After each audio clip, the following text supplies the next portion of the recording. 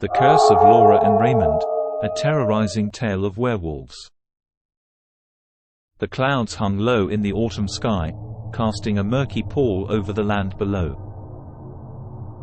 Raymond had been driving down Route 13 for hours, the jagged teeth of the Appalachians rising and falling in the distance. He had taken this trip many times over the years, but this time was different. This time he was coming back to the place where his life had fallen to pieces. It had been a decade since he had last seen Lora, his high school sweetheart.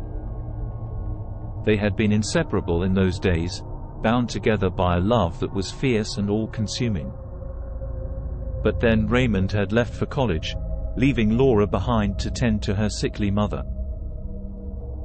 The distance had been hard on both of them, and when Lora had finally broken things off over the phone, Raymond had been devastated. For years he had tried to move on, tried to forget about her, but he always found himself drawn back to her memory.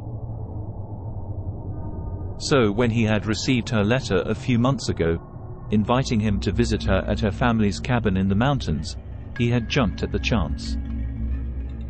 As Raymond drove deeper into the woods, the road twisting and turning like a serpent, he felt a sense of unease creeping over him. The world seemed to shrink around him, the trees crowding in, threatening to swallow him up. And then he saw it. A dark shape moved across the road, swift and agile.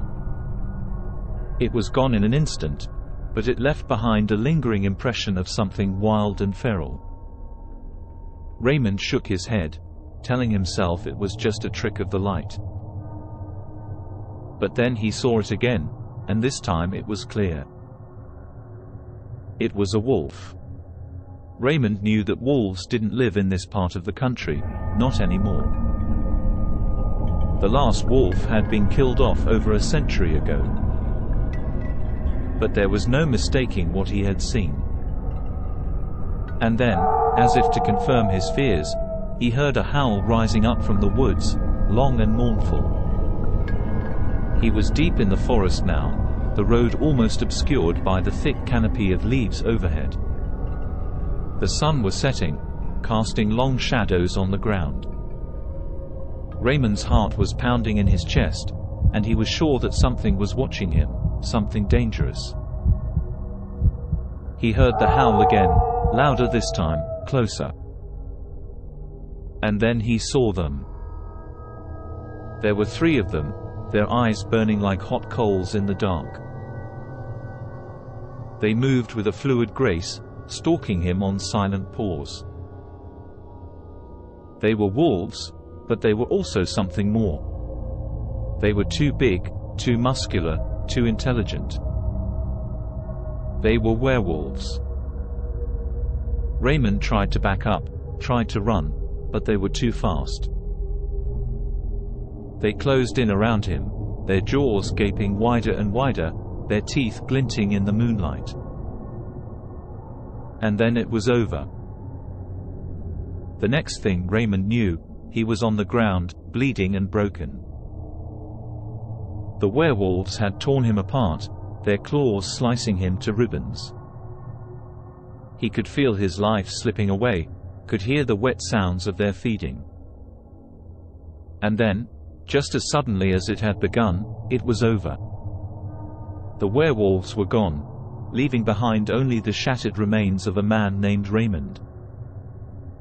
Lora never saw him again, never knew what had happened to him. All she knew was that something had taken him, something that had left nothing behind but fear and death. She never spoke of it again, never returned to the cabin in the woods. She had learned her lesson, that some doors are better left closed, that some memories are better off forgotten.